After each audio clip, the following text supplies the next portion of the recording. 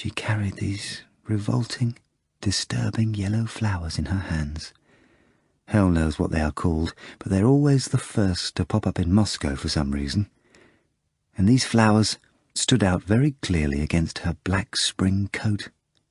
She carried yellow flowers, an unpleasant colour. She turned into an alley off Tverskaya, and then she looked back. You know Tverskaya, right?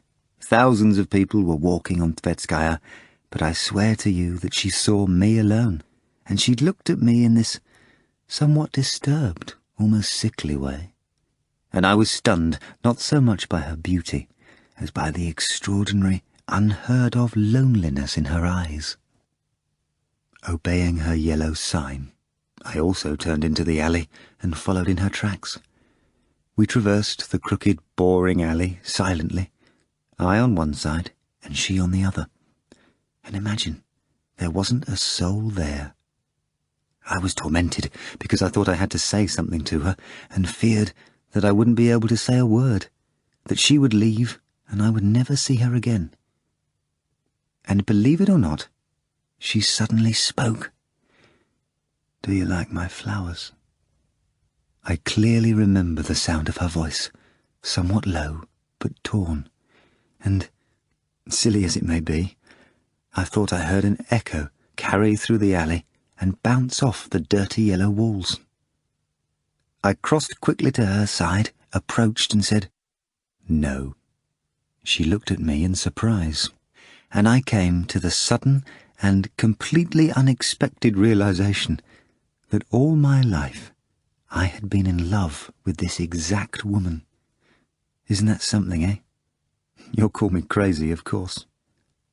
"Nothing of the sort," Ivan exclaimed, and added, "I beg you, go on." And the guest continued. Yes, she looked at me in surprise, and then, after looking, she asked, "You don't like flowers at all?" I thought I detected hostility in her voice. I was walking beside her, trying to fall in step, and, to my surprise, I did not feel the least bit uncomfortable. "No, I like flowers, but not these," I said. "Which ones?" "I like roses."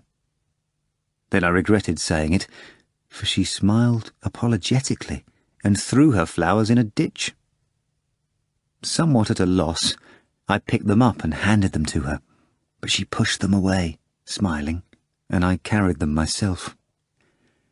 We walked silently for a little while until she took the flowers from my hands, threw them on the pavement, threaded her hand in a cuffed black glove through my arm, and we walked side by side. "Go on," said Ivan, "and please don't skip anything." "Go on?" the guest asked. Well, you could have guessed yourself what happened next. He wiped off an unexpected tear with his right sleeve and continued. "Love leapt at us like an assassin in a dark alley and struck us both at once. So strikes lightning, so strikes a flick knife." Of course, she would later insist that it was not so, that we had loved each other since time untold, not knowing each other, never seeing each other, while she lived with another man and I with that... What's her face? "With whom?" Homeless asked. With that... The guest replied, snapping his fingers. "You were married?" "Well, yeah, that's why I'm snapping. To that... Verionka? Manechka? No, Verionka. That striped dress. The museum? I don't really remember." So then, she would say that she went out that day carrying yellow flowers so that I would find her at last, and had that not happened, she would have poisoned herself, for her life was empty. Yes, love struck us instantly. I knew this an hour later on the very same day, when, barely noticing the city around us, we found ourselves at the Kremlin wall by the riverbank. We spoke as if we had parted yesterday, as if we had known each other for many years. The next day we planned to meet at the same spot on the Moscow River, and meet we did. The May sun shone down on us, and soon, very soon, this woman became my secret wife. She came to me every day, and I would wait for her right from the morning. My waiting consisted of rearranging the things on the table. 10 minutes in advance, I would sit by the window and listen for the sound of the tattered gate. And here's the funny thing. Before I met her, few people would come to our garden. In fact, pretty much no one came. And now it seemed to me as if the entire city suddenly headed there. Bang went the gate, bang went my heart. And imagine, it just had to be someone's filthy boots sticking in my face outside the window. A knife grinder. Who needed a knife grinder in our house? To grind what? What knives? She entered the gate but once, but my heart would palpitate at least 10 times before. I lie not. And when her hour came, and the clock hands pointed to noon, it would not stop pounding until, without tapping, almost silently, her shoes appeared in the window, adorned with black suede bows, clamped with steel buckles. Sometimes she would feel playful and, pausing by the second window, tap on the glass with the toe of her shoe. I would appear by that window in an instant, but the shoe would already be gone. The black silk obscuring the light would be gone. I had to go and open the door. No one knew of our liaison. I vouch for it, even though that sort of thing never happens. Her husband didn't know, nor did her friends. The people in the old house where I had my basement could certainly see that some woman came to visit me, but they did not know her name. "And who was she?" Ivan asked, supremely fascinated by the love story. The guest made a gesture, signifying that he would never tell that to anyone, and continued his tale. Ivan learned that the master and the unknown woman fell in love so deeply that they became completely inseparable. Already, Ivan could clearly visualize the 2 rooms in the basement of the house, sunk in perpetual twilight by the lilac bushes and the fence, the worn red furniture, the bureau with a clock on it that rang every half hour, and books stretching from the painted floor to the sooty ceiling and the furnace. Ivan found out that from the first days of their relationship, the guest and his secret wife had come to the conclusion that it was fate itself that pushed them together at the corner of Tverskaya and the alley, and that they were made for each other for all eternity. From the guest's tale, Ivan found out how the lovers spent their days. She would arrive, put on an apron immediately, and light a paraffin stove on a wooden table in the narrow hall, next to the sink that the unfortunate patient was so strangely proud of. She would cook breakfast and serve it on the oval table in the first room. During the thunderstorms in May, when water would roll noisily into the gateway outside the blurry windows, threatening to flood their last refuge, the lovers would heat up the furnace and bake potatoes in it. The potatoes gushed steam. Blackened potato skins left soot on their fingers. Laughter came from the basement, as trees outside shed broken twigs and white shoots after the rain. When the storms passed and the humid summer came, the vase filled with roses, long awaited and beloved by both. He who called himself the master would work, while she would sit and read over what he had written, her thin fingers with sharply filed nails buried in her hair. When she was done reading, she would sew that little cap. Sometimes she would squat by the bottom bookshelves, or stand on a chair by the top ones and wipe the hundreds of dusty spines with a cloth. She foresaw fame. She spurred him on, and it was then that she started calling him a master. She waited for the promised final words about the 5th Procurator of Judea, repeating loudly and in sing-song the phrases she especially liked, and said that her whole life was in this novel. It was finished in the month of August, and given to some unknown typist who produced 5 copies of it. And finally, the hour came when they had to abandon their secret sanctuary and step out into life. and I stepped out into life, holding it in my hands. And then my life ended, the master whispered, and hung his head, and the sad black cap with the yellow M swayed in the air for a long time. He continued his tale, but it became somewhat incoherent. One could only understand that some sort of catastrophe had befallen Ivan's guest. For the first time, I found myself in the world of literature. Now, when it is all over and my ruin is evident, I recall it with horror, the master whispered solemnly, and raised his hand. Yes, he shocked me considerably. Oh, how he shocked me. "Who?" Ivan whispered barely audibly, afraid to interrupt the upset narrator. "Why, the editor. I'm telling you, the editor." Yes, so he read it. He stared at me as if I had a swollen abscess in my cheek. He looked sidelong into the corner of the room, and even sniggered in embarrassment. He crumpled the manuscript unnecessarily and grunted. The questions he asked sounded insane to me.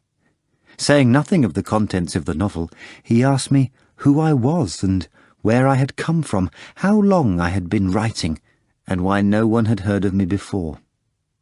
He even asked, from my point of view a truly idiotic question, who had given me the idea of writing a novel on such an odd subject. Finally, I grew tired of him and asked him straight out whether he would publish the novel or not.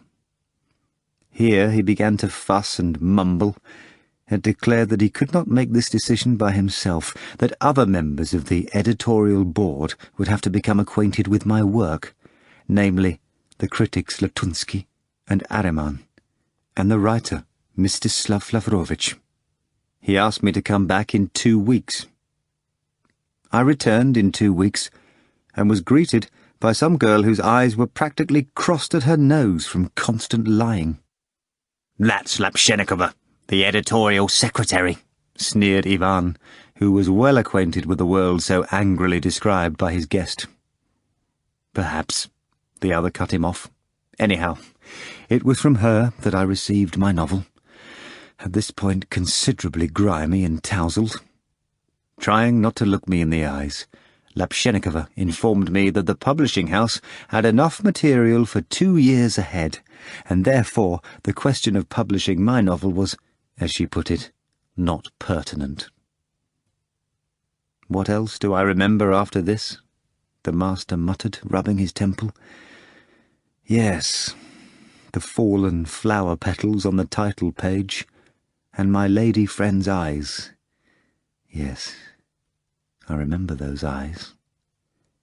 The guest's tale became even more jumbled, even more riddled with gaps. He spoke of slanted rain and despair in his basement sanctuary, of how he tried other places. In a whisper, he exclaimed that he did not blame her who pushed him into battle, did not blame her at all. Oh no, not at all. I remember. How I remember that accursed insert in the paper, the guest muttered, describing a newspaper sheet in the air with 2 fingers, and Ivan guessed from the subsequent jumbled phrases that some other editor had printed a large excerpt of the novel, written by the one who called himself the Master. According to him, it was not 2 days before a different paper carried an article by the critic Ariman, titled "Enemy Under an Editor's Wing." The article proclaimed that Ivan's guest had abused the editor's carelessness and ignorance and attempted to drag an apologia for Jesus Christ into print. "Yes, I remember, Ivan exclaimed, "but I forgot your name." "Let us leave my name alone, I repeat. It is no more," the guest replied. "My name is not the point." A day later, an article signed by Mstislav Lavrovich appeared in another paper. In it, the author suggested striking, and striking hard, at pilotism, and the icon dauber who plotted to drag it, again that accursed word, into print. Dumbfounded by this term, pilotism, I opened a third paper. Here were 2 articles, one by Latunsky and another signed with the letters N.A. Let me assure you that the handiwork of Areman and Lavrovich could be considered a joke next to what Latunsky had written. Suffice it to say that Latunsky's article was entitled A Belligerent Old Believer.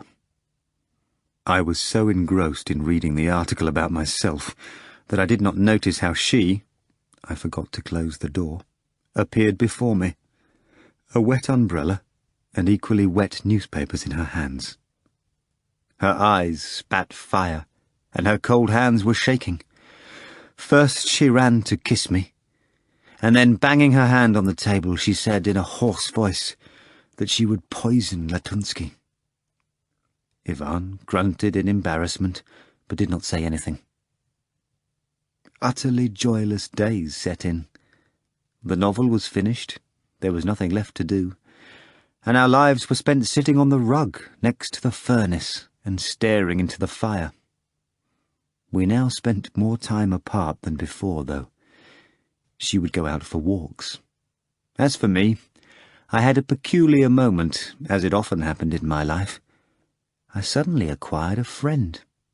Yes, imagine that. I'm generally not inclined to become close to people. I'm hellishly odd in that way. I approach people stiffly, distrustfully, suspiciously. And imagine, despite all that, someone unforeseen and unexpected always manages to sneak up on me. Someone who looks like hell knows what, and still I happen to like him best of all. And so, it was at that accursed time that the gate of our little garden opened. I remember it was a really nice autumn day. She was not home, and a man came through the gate, entered the house on some business with my landlord, and then walked down to the garden and quickly became acquainted with me somehow. He introduced himself as a journalist. I liked him so much, would you imagine, that to this day I sometimes remember him and miss him. Later on, he began to drop by my place. I discovered that he was a bachelor, that he lived nearby in a similar apartment, but found it cramped, and so on. He never really invited me to his place. My wife did not like him in the least, but I defended him. She said, "Do as you will, but I'm telling you that this man makes a truly repulsive impression on me." I laughed. Yes, but what did I find so appealing about him, really? The thing is that a man without some sort of surprise inside, in his closet, is generally uninteresting. This Aloysius— oh yes, I forgot to mention that my new acquaintance was named Aloysius Margarita— had such a surprise. Namely, never before had I met a man with a mind like Aloysius's, and I am sure I never will again. If I could not grasp the point of some remark in the paper, Aloysius could explain it to me literally in 1 minute, and moreover, it was evident that the explanation was a matter of course to him. It was the same with life's various events and questions. But that was not all. Aloysius conquered me with his passion for literature. He would not rest until he coaxed me into reading my entire novel to him from beginning to end. He spoke of the novel very flatteringly, even while guessing all of the editor's remarks about it with remarkable accuracy, as if he had been there. He was spot on. What's more, he explained to me with the utmost clarity why my novel could never be published, and I saw that his analysis was flawless. He spoke directly. Such and such a chapter was a no-go. The newspaper articles did not stop. I laughed at the first few, but the more they appeared, the more my attitude towards them changed. The second stage was one of surprise. I felt something incredibly false and insecure in literally every line of these articles, despite their menacing and confident tone. It seemed to me, and I could not get past it, that the authors of these articles were not saying what they wanted to say, and that their rage stemmed from that very fact. And then, would you imagine, came a third stage. fear. Not fear of the articles, mind you, but fear of other things completely unrelated to them or the novel. Thus, for example, I began to fear the dark. In short, it was the stage of mental illness. No sooner did I extinguish the lamp in my tiny room than I began to imagine some sort of giant squid with very long and cold tentacles crawling in through the small window, even though it was closed, and I had to sleep with the light on. My beloved changed significantly. I told her nothing of the squid, of course, but she could see that there was something wrong with me. She grew thin and pale, stopped laughing, and kept begging my forgiveness for her advice to publish the excerpt. She told me to drop everything and go south to the Black Sea to spend the remainder of my 100 grand on that trip. She was very insistent, and so as not to argue, something told me I would not be going to the Black Sea, I promised her to do so in a few days. But she said that she would buy me the ticket herself. Then I took out all of my money, or about 10,000 rubles, and gave it to her. "Why so much?" she asked, surprised. I said something about fearing thieves, and asked her to hold on to my money until my departure. She took it and placed it in her purse. She began to kiss me, and said it would be easier for her to die than to leave me alone in this condition, but that she was expected and must submit to inevitability, that she would come tomorrow. She begged me not to be afraid of anything. This was at dusk in mid-October. She left. I lay down on the couch and fell asleep without lighting the lamp. I awoke from the sensation that the squid was back. Groping about in the dark, I barely managed to turn on the light. My pocket watch showed 2 o'clock in the morning. I went to bed on the verge of illness and woke up ill. It suddenly seemed that the autumn darkness would pop the window pane and flood the room, and I would drown in it like in ink. I stood up, no longer a man in control of himself. I cried out and felt the urge to run to someone, if only to my landlord upstairs. I fought with myself like a madman. I found enough strength to reach the furnace and light some firewood. When the logs began to crackle and I heard the clattering of the furnace door, I felt slightly better. I dashed to the hall and put on the light there. I found a bottle of white wine, opened it, and began to drink straight from the bottle. This dulled my fear slightly, enough at least that I did not go running to the landlord, but instead returned to the furnace.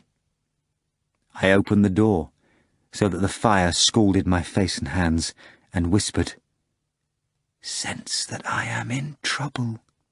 Come, come, come." But no one came. The fire roared in the furnace. The rain slashed at the windows.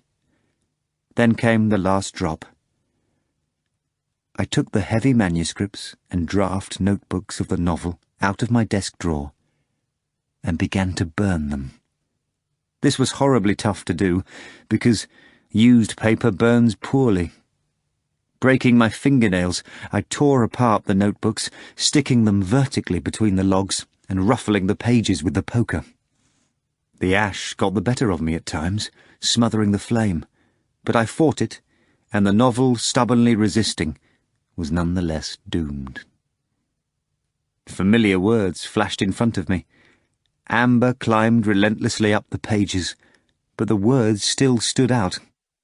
They vanished only when the paper turned black, and I beat them down furiously with the poker. Just then, someone clawed at the window quietly. My heart jumped, and placing the final pad into the flames, I rushed to open the door. Brick steps led up from the basement to the outer door. Stumbling, I ran up to it and asked quietly, "Who is it?" And a voice, her voice, answered, "Me." I do not remember how, but I got past the chain and the key. The moment she stepped inside, she clung to me, all wet, with wet cheeks and tousled hair, shaking. I could only pronounce a single word. You. And my voice broke, and we ran downstairs. She got out of her coat in the hall, and we quickly entered the first room. With a quiet cry, she reached into the furnace with her bare hands and threw out onto the floor the last of what remained there, a sheaf that had caught fire on the bottom. Smoke instantly filled the room. I stamped out the flame with my feet, while she sank onto the couch and began to cry wildly and feverishly. When she quieted down, I spoke. I have come to hate this novel, and I am afraid. I am sick. I am scared. She stood up and said, God, how sick you are. Why this? Why? But I'll save you. I'll save you. Oh, what is happening? I could see her eyes, swollen from the smoke and the tears. I could feel her cold hands stroking my forehead. I'll heal you. I'll heal you, she muttered, digging into my shoulders. You'll restore it. Why? Why didn't I keep a single copy? She bared her teeth in fury and said something unintelligible. Then, compressing her lips, she began to gather up and straighten out the burned pages. It was some chapter from the middle of the novel. I don't remember which. She bundled up the burned sheets carefully, wrapped them in paper, and tied them with a ribbon. Her every action showed that she was full of determination and in control of herself. She demanded wine and, after a drink, spoke more calmly. This is how one pays for lies, she spoke, and I don't want to lie any more. I would stay here with you even now, but I don't want to do it this way. I don't want him to always remember that I ran away from him at night. He never did me any wrong. He was called away suddenly. There was a fire at the factory where he works. But he'll be back soon. I will have a talk with him tomorrow morning, tell him I love another, and return to you forever. But tell me, perhaps you do not want this. My poor, poor darling, I said to her, I won't allow you to do this. Bad things will happen to me, and I don't want you to perish with me. Is that the only reason? She asked, bringing her eyes close to mine. The only one. She livened up immensely, clung to me, hugging my neck, and said, I perish with you. In the morning I shall be here. And this is the last I remember of my life. A band of light coming from my hall, and in it a dishevelled lock of hair, her beret, and her resolute eyes. Also the black silhouette of the outer door and the white package. I would walk you back, but I haven't the strength to return on my own. I am afraid. Don't be. Wait a few hours. Tomorrow morning I'll be with you. Those were her last words in my life. Shh! The sick man interrupted himself suddenly and raised his finger. Quite the restless moonlit night this is. He vanished on the balcony. Ivan heard little wheels roll by in the corridor, and someone whimpered or yelped quietly. When everything was quiet again, the guest returned and revealed that room 120 had received a new occupant. Someone asking for his head back was brought in. The two spent a moment in silent alarm, but then calmed down and returned to the interrupted conversation. The guest barely opened his mouth, but the night was truly a restless one. Voices still came from the corridor, and the guest began to speak in Ivan's ear so quietly that, apart from the first phrase, his tale belonged to the poet alone. A quarter-hour after she left me, someone knocked on my window. The sick man was clearly very distressed by whatever he was whispering in Ivan's ear. Spasms passed repeatedly over his face. Fear and rage flowed and darted in his eyes. With his hand, the narrator gestured somewhere in the direction of the moon, which had long since left the balcony. Only when all the outside sounds ceased did the guest move away from Ivan and speak louder.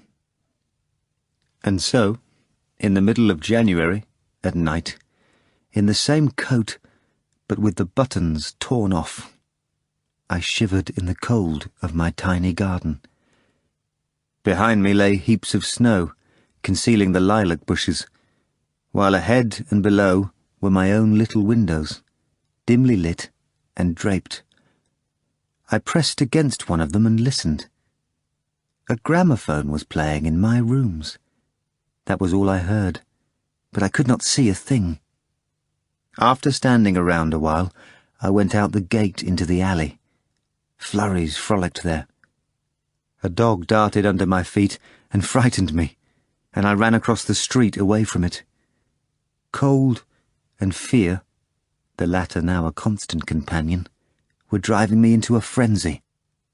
I had nowhere to go, and the simplest solution would have been to throw myself under a tram on the street my alley led to. Far away I could see those icy boxes full of light, and heard their repugnant screeching in the cold. But, my dear neighbour, the thing was that fear possessed every cell of my body, and I was afraid of the tram just as I was of the dog.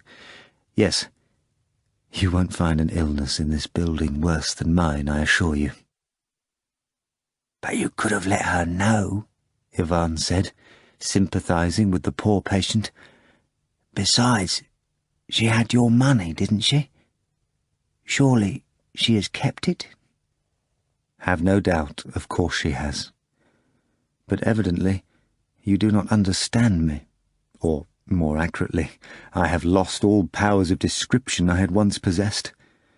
I do not miss them, though, for I no longer have any use for them. The guest looked reverently into the darkness of the night. She would be greeted with a notice from the madhouse. How can one send letters with an address such as this? Mentally ill? You must be joking, my friend. No, to make her unhappy, I cannot do that. Ivan had nothing to refute this, but he sympathised silently with the guest, commiserated with him, and the latter nodded his head and black cap from the pain of his memories, and spoke thus. Poor woman, though I have some hope that she's forgotten me. But you may get better, Ivan said timidly.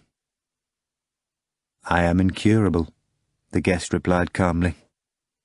When Stravinsky says that he will restore me to life, I do not believe him.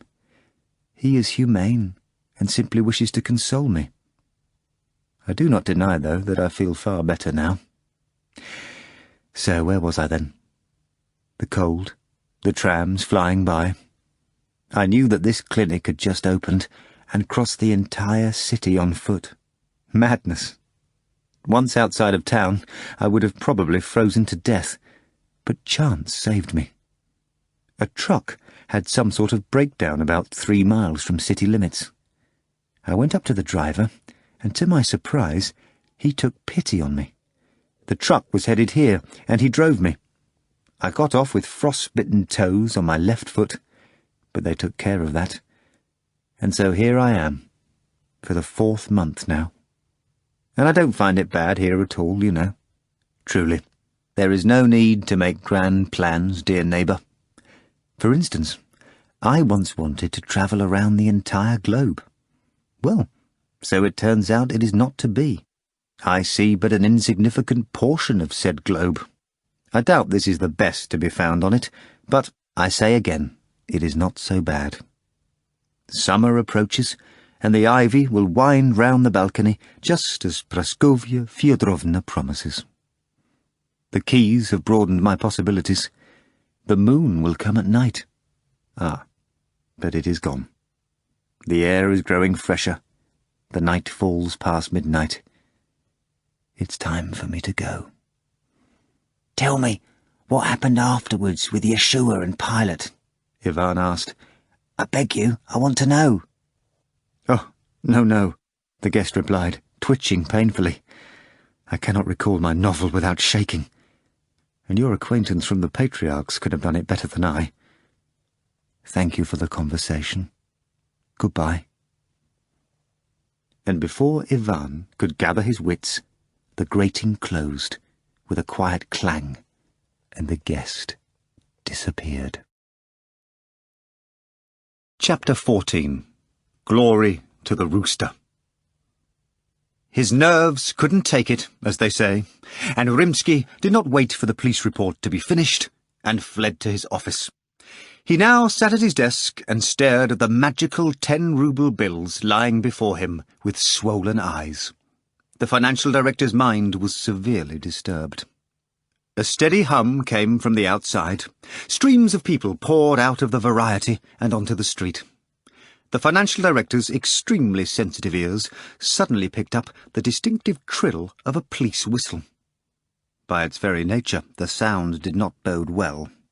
And when it came again, aided by a longer and more forceful second, and joined by clearly audible guffawing and even some whooping, the financial director immediately deduced that something wicked and scandalous had taken place outside on the street, and that this event, as much as one would like to shrug it off, was very closely connected to the repulsive séance orchestrated by the black magician and his assistants.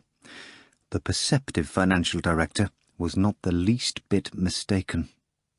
No sooner did he glance through the window facing out on Sadovaya than his face twisted and he hissed rather than whispered, "I knew it." In the bright glare of powerful streetlights, he saw a lady wearing only a chemise and violet underwear on the pavement below. There was a hat on her head, however, and an umbrella in her hands. The lady was in a state of utter confusion, crouching one moment and making to run off somewhere the next. An excited crowd encircled her, producing the very guffawing that sent chills down the financial director's spine. Some gentleman darted round the lady, trying to tear off his summer coat, but too agitated to free his arm, which was stuck in one of the sleeves. Shouts and roaring laughter came from another spot, more specifically by the left entrance, and turning his head, Grigory Danilovich beheld a second lady, this one in pink undergarments. She had leapt off the road and onto the pavement, aiming to hide in a doorway, but the emerging people blocked her path. Deceived by the vile fagot's store, the poor victim of her own frivolity and love of garments dreamt of but one thing, to be swallowed up by the earth. A policeman headed for the unfortunate woman, piercing the air with his whistle, and several happy young men in caps hurried after him. They turned out to be the source of the guffawing and whooping. A thin cabby with a moustache flew up to the first undressed woman and briskly reined in his bony, broken horse. The moustached face bore a happy grin. Rimsky hit his head with his fist, spat, and jumped away from the window. He sat at his desk for a while, listening to the sounds from the street. The whistling from different directions reached its high point and then began to fade. To Rimsky's surprise, the scandal was liquidated with unusual speed. It was time for action, and he would have to drink the bitter cup of responsibility. The phones had been fixed during the third segment, and he needed to call, report what had happened, ask for help, lie, dump everything on Likodiev, exonerate himself, and so on. Bah! Damn it to hell! Twice the upset director laid his hand upon the receiver, and twice he took it off. And suddenly, in the dead silence of the office, the phone itself exploded in sound, right in the financial director's face, and he flinched and went cold. My nerves are seriously upset, though, he thought, as he picked up the receiver. He drew back from it the same instant, and grew whiter than paper. A quiet, and at the same time sneaky and lewd female voice whispered from the receiver. "Don't Call anyone, Rimsky, or else. The receiver fell silent at once. Feeling goosebumps on his back, the financial director put down the receiver and glanced at the window behind him for some reason. Through the sparse branches of the maple, lightly coated in green, he saw the moon racing through a transparent cloud. His eyes chained to the branches, Rimsky stared, and the more he stared, the stronger and stronger grew the fear that gripped him. Making an effort, the financial director turned away from the moonlit window and rose. All telephone calls were now completely out of the question, and the financial director thought of only one thing: how to leave the theatre as soon as possible. He listened. The theatre was silent. Rimsky realized that he had been alone on the second floor for some time, and an insurmountable, childlike fear took hold of him at this thought. The idea of crossing the empty hallways alone and descending the stairs made him shudder. He feverishly grabbed the hypnotist's tens off the desk, put them in his briefcase, and coughed to give himself a little courage. The cough came out hoarse and weak. And then he felt a sort of putrid dampness drift in from under the office door. Shivers ran down the financial director's spine. On top of that, the clock suddenly began to strike midnight. Even the chimes caused the financial director to shake. But his heart truly sank when he heard the English key turning quietly in the lock. Digging into his briefcase with cold, clammy hands, the financial director felt that if the rustling in the keyhole were to last even a little longer, he would cave in and let out a piercing scream. The door finally yielded to someone's efforts and opened. Varyonika stepped noiselessly into the office. Rimsky sat down in the chair right where he stood, for his legs buckled underneath him. Gathering enough air in his lungs, he smiled a fawning sort of smile and said quietly, "God, how you frightened me." True, the sudden arrival could have frightened anyone, and nonetheless it was also a source of great joy. At least one end in this tangled case had turned up. "Well, speak already. Well, Rimsky said hoarsely, grasping at that end. "What does it all mean?" "Forgive me, please," the visitor said in a hollow voice, closing the door. "I thought you'd already left." And, without taking off his cap, Varyonika went to a chair and sat on the opposite side of the table. There was something a little strange in Varyonika's response, and it pricked instantly at the financial director, whose sensitivity could rival that of the world's best seismographs. How could this be? Why would Varyonika go to the financial director's office if he did not expect to find him there? He had an office of his own. This was the first problem, and here was the second. No matter what entrance Varyonika used to get in, he invariably had to have run into one of the night watchmen, who had all been told that Grigory Danilovich would stay late in his office. But the financial director did not puzzle at this oddity for long. He had other things to worry about. "Why didn't you call? What's the meaning of all that nonsense with Yalta?" "Well, it's just like I said," the manager replied, smacking his lips as if he had a toothache.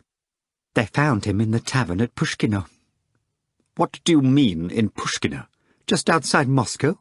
What about the telegrams from Yalta?" "The hell they were. He got Pushkino's telegrapher drunk, and they both started messing around, sending telegrams marked Yalta, among other things." "Yeah, well, okay, Rimsky practically sang. His eyes lit up with little yellow flames. A festive picture of Stiopa's disgraceful dismissal from work came together in his head. Freedom! Long-awaited freedom for the financial director from misery in the person of Likodiev. Or perhaps Stefan Bogdanovich would lose more than his job. "Details," Rimsky said, tapping a paperweight on his desk. And so Varyonika began to narrate the details. As soon as he got to where the financial director had sent him, he was received at once and most carefully listened to. No one believed for a minute that Stiopa could be in Yalta. Everyone immediately agreed with Varyonika's theory that Likhodiev was in Pushkino's Yalta.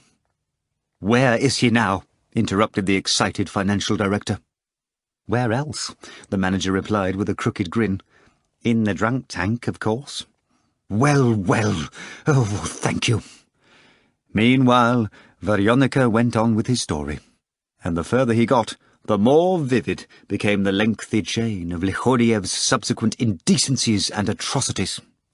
As it unfolded before the financial director, each new link was worse than the last. How about the drunken dance with the telegrapher on the front lawn of Pushkino's telegraph to the tune of some errant harmonica? The pursuit of some ladies who were screaming in terror? The attempt to beat up the bartender at the Yalta itself? The scattering of scallions on the floor of the self-same Yalta? The smashing of 8 bottles of dry white Idanil? The breaking of a taxi's meter when the driver would not let Stiopa in the cab? The threats of arrest made against citizens who attempted to put a stop to Stiopa's rampage? In other words, a nightmare. Stiopa was well known in Moscow's theatrical circles, and everyone knew that the man was no joy to deal with. But still, the manager's tale seemed a little over the top even for Stiopa. Yes, a little over the top.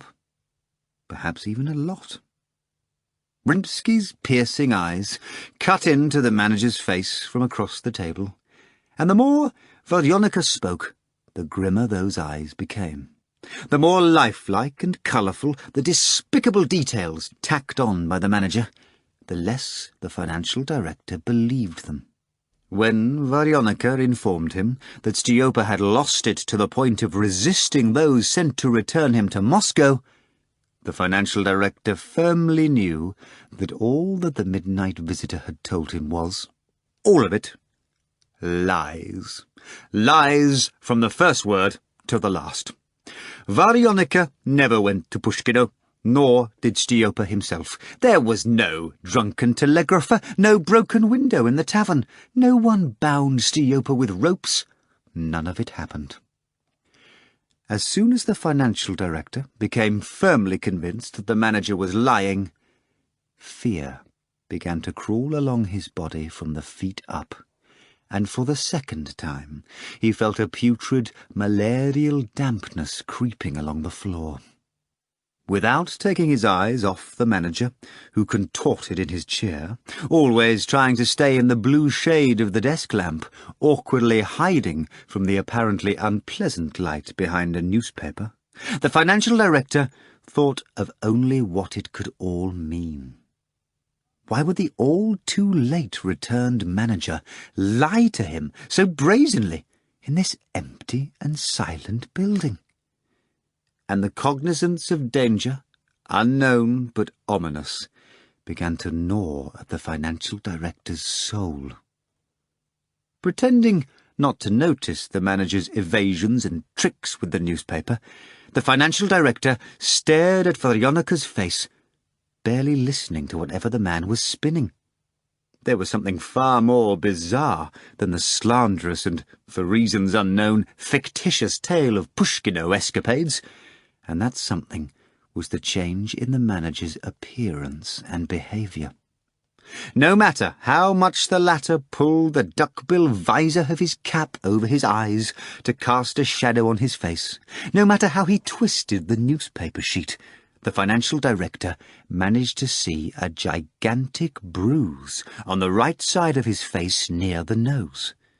Besides that, the usually full-blooded manager was now covered in a sickly, chalky pallor.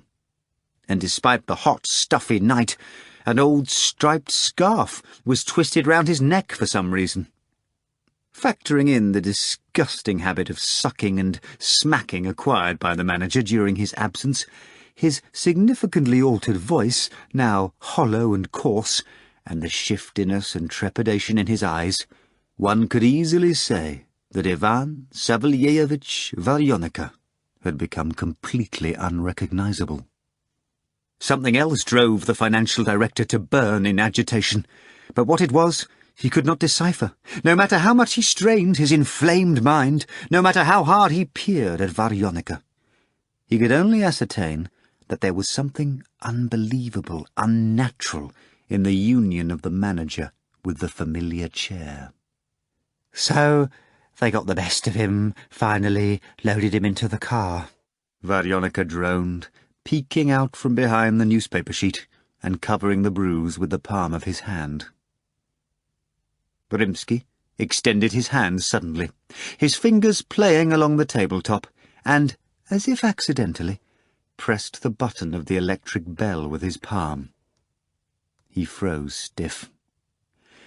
The sharp noise would undoubtedly have been heard throughout the empty building. But the noise did not follow, and the button sank lifelessly into the plane of the desktop. The button was dead, the bell broken. The financial director's guile did not escape Varyonika, who twitched and asked, with an unmistakably hateful fire in his eyes, "What are you ringing for?" "Just a reflex," the financial director replied dully, yanking back his hand, and asked unsteadily in turn, "What's that on your face?" "Car skidded. Hit myself on the door handle," Varyonika replied, averting his eyes. "He's lying," the financial director exclaimed mentally, and then his eyes grew round and absolutely mad as he stared at the back of the chair. Behind the chair on the floor lay two overlapping shadows, one thicker and darker, the other faded and grey.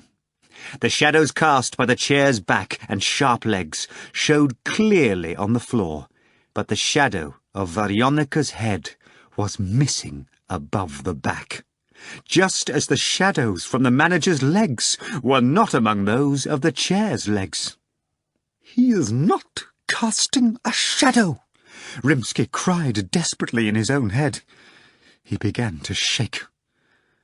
Varyonika looked back furtively, following Rimsky's crazed glance to beyond the chair's back, and realized that he had been exposed. He rose from the chair, the financial director did the same, and stepped back from the table, clutching his briefcase. "You guessed it, you bastard. Always were the clever one," Varyonika said, sneering maliciously right in the financial director's face. Suddenly, he jumped from the chair to the door and quickly pushed down the latch of the English lock. The financial director looked round in desperation, retreated towards the window facing the garden, and in that moon-flooded window he saw the face of a naked girl pressed against the glass, her bare arm reaching through the vent, trying to open the bottom latch. The top one was already open. It seemed to Rimsky that the light from his desk lamp was fading, and the desk itself tilting. An icy wave washed over him, but fortunately he overcame himself and remained on his feet.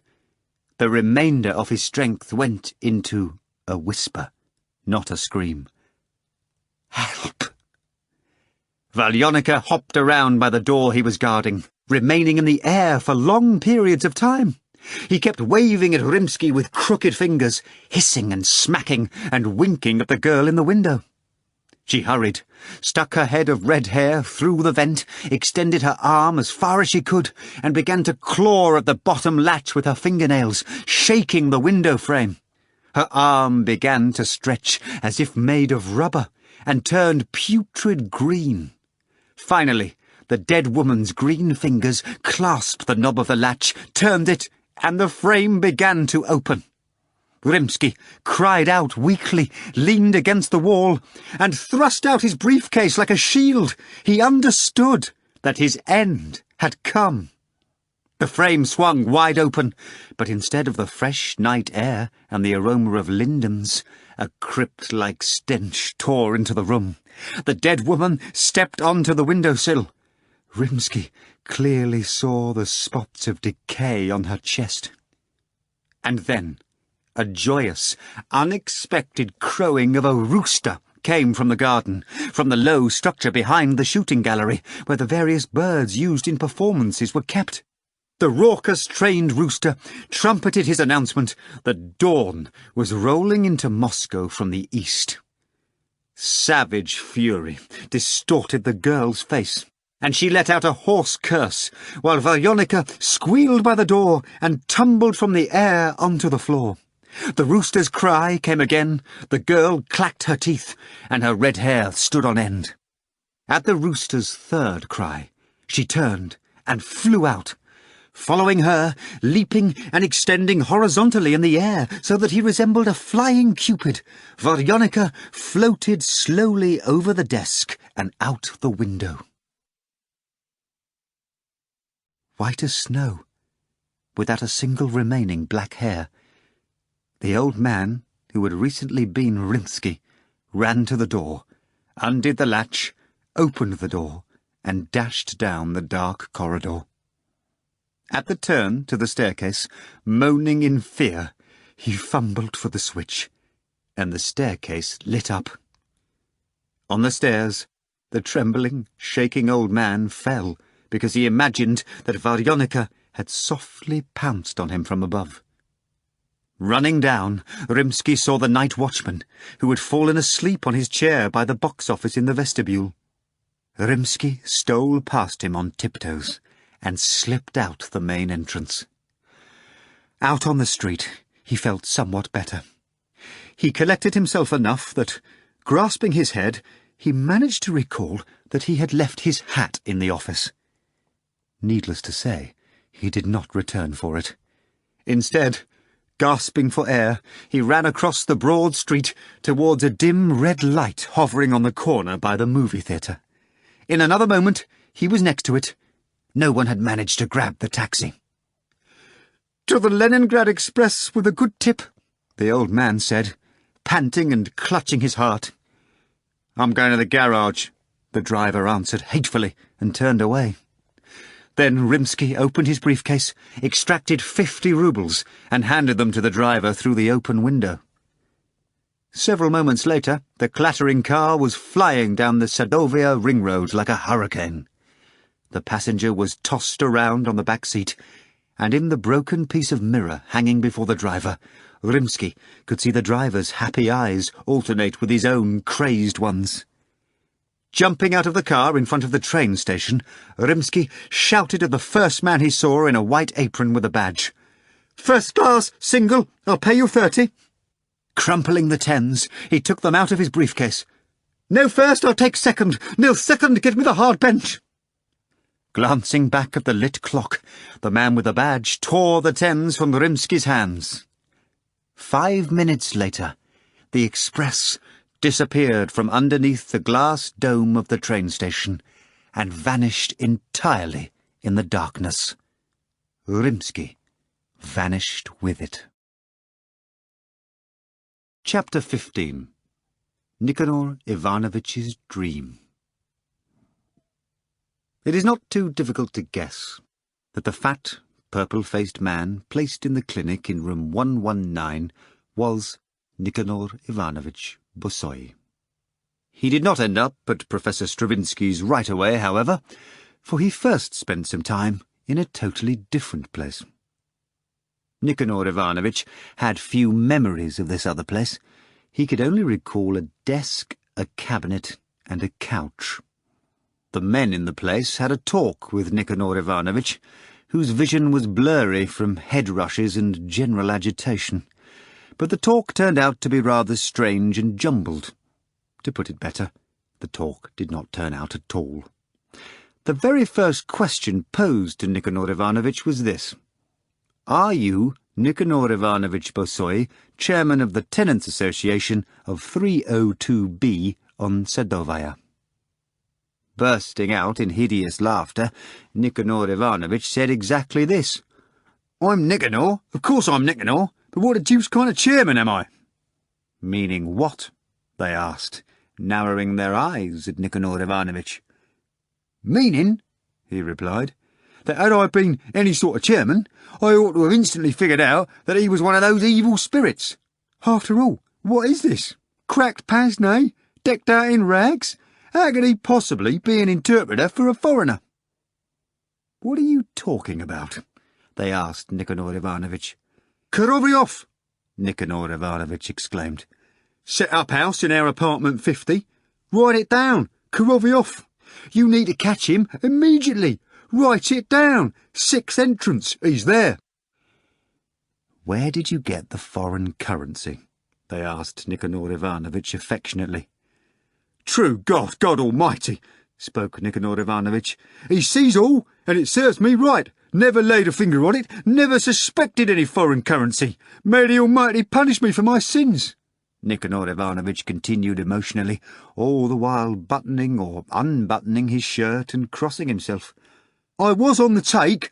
I took our stuff. Soviet money. Registered folk for money. No argument. It happened. Our secretary, Polyushnev's a good one too, a damn good one. Let's be frank, everyone on a tenant's board's a thief. But I didn't take any foreign currency." In response to a request to quit fooling around and explain how the dollars ended up in the ventilation shaft, Nikanor Ivanovitch fell to his knees and swayed, opening his mouth as if trying to swallow a parquet tile. "Say the word," he moaned, "and I'll eat dirt that I didn't do it. And Korovyov, he's the devil." All patience is known to have limits, and the voice coming from the other side of the desk was raised, hinting to Nikanor Ivanovitch that he'd better start speaking in plain language. Then the room with the couch was filled with the savage howling of Nikanor Ivanovitch, who had leapt from his knees. "There he is! There he is behind the cabinet! Look at him smirk! And his pince-nez! Grab him! Cleanse the room with holy water!" Blood left Nikanor Ivanovitch's face. Shaking, he made the sign of the cross in the air, darted to the door and back while singing some psalm, and finally began spewing utter gibberish. It became absolutely clear that Nikanor Ivanovitch was in no state for any sort of talk. He was led out and placed in a separate room, where he quietened down somewhat and turned to praying and snivelling. Naturally, they drove to Sadovaya and paid a visit to apartment number 50. But they did not find any Korovyovs, nor had anyone in the building seen or known any. The apartment, occupied by the deceased Berlioz and Lichodiev, who went to Yalta, was completely empty. Wax seals hung peacefully on the cabinets in the study, undisturbed by anyone. With this they left Sadovaya, and the confused and subdued secretary of the tenants' board, Polyezhnev, departed with them. In the evening, Nikanor Ivanovitch was delivered to Stravinsky's clinic. There he became so unruly that he had to be injected with Stravinsky's special formula. Only after midnight did Nikanor Ivanovitch fall asleep in room 119, occasionally emitting heavy, pitiful moans in his sleep. But the more time passed, the easier his sleep became. He stopped tossing and moaning, began to breathe easily and regularly, and therefore was left alone. Then Nikanor Ivanovitch experienced a dream, undoubtedly triggered by the day's events. It began with Nikanor Ivanovitch envisioning that some people with golden trumpets were leading him very ceremonially towards a set of large, lacquered doors. At the doors, the escorts played a sort of flourish for Nikanor Ivanovitch, and a deep, resonant voice intoned cheerfully from the heavens. "Welcome, Nikanor Ivanovitch. Turn over your foreign currency." Extremely surprised, Nikanor Ivanovitch looked up and saw a black loudspeaker. Then he somehow found himself in a theatre, where crystal chandeliers shone beneath the gilded ceiling, and canquet lamps lined the walls. Everything was nice and proper, befitting a small but very posh theatre. There was a stage, covered by a velvet curtain, with oversized golden images of 10-ruble bills littering its dark cerise background like stars. There was a prompter's box, and even an audience. Nikanor Ivanovich was also surprised by the fact that the audience consisted of a single gender, male, and was entirely bearded. Another astounding feature was the absence of seats in the theatre. The whole audience was sitting on the beautifully polished and slippery floor. Embarrassed in this large new company, Nikanor Ivanovich dawdled for a while and then followed the general example by sitting cross-legged on the floor, huddling between some brawny, bearded redhead and another gentleman, pale and severely unshaven. None of the sitters paid any attention to the newly arrived spectator. Then came the soft ringing of a bell, the lights in the theatre extinguished, and the curtain parted to reveal a lit stage with a solid black velvet backdrop, containing an armchair and a table with a little golden bell on it. A clean-shaven young actor, with very pleasant facial features, came out from the wings. He wore an evening jacket, and his hair was parted down the middle. The audience in the theatre livened up, and everyone turned towards the stage. The actor stepped up to the prompter's box and rubbed his hands together. "Everyone seated?" he asked in a soft baritone, and smiled at the theatre. "Seated, seated," basses and tenors called from the theatre in chorus. The actor spoke thoughtfully. "And how you don't get bored I'll never know. Everyone is outside, walking the streets like human beings, enjoying the spring sun and warmth, and you're stuck here on the floor in a stuffy theatre. Surely the programme is not that interesting." "Well, to each his own," the actor concluded philosophically. Then, altering the tone and timbre of his voice, he loudly and cheerfully announced, "And so, the next number in our programme, Nikanor Ivanovich Bosoy, chairman of a tenants' association and director of a dietary diner. Let's hear it for Nikanor Ivanovich." The actor's words were met with general applause. The astonished Nikanor Ivanovich's eyes bulged as the MC shielded himself from the stage lights with his arm, found Nikanor Ivanovich among the others, and beckoned him gently on stage. And without realizing it, Nikanor Ivanovich ended up on the stage. Multicoloured lights struck his eyes from the bottom and from the front, causing the rest of the theatre to disappear instantly into darkness along with the audience. "All right then, Nikanor Ivanovich, why don't you set a good example for us?" the young actor said affectionately, "and hand over your currency." Silence fell. Nikanor Ivanovich inhaled and began quietly.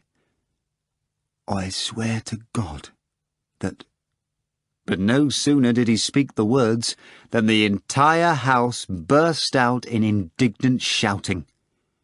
At a loss, Nikanor Ivanovich fell silent. "As far as I understood," the programme leader spoke, "you were about to swear to God that you had no currency."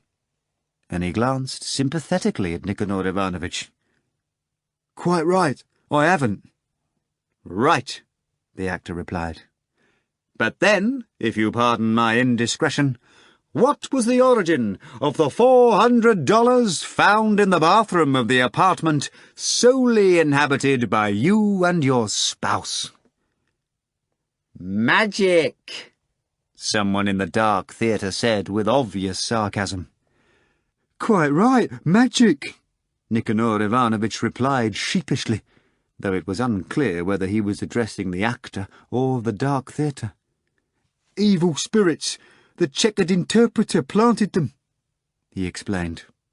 And again the house roared indignantly.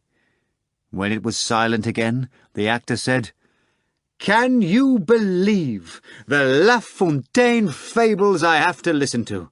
Planted $400. You folks, you're all currency speculators here. I ask for your expertise. Is something like this even conceivable?" "We're not speculators," various offended voices called out from the audience. "But this is inconceivable." I wholeheartedly agree, the actor said firmly.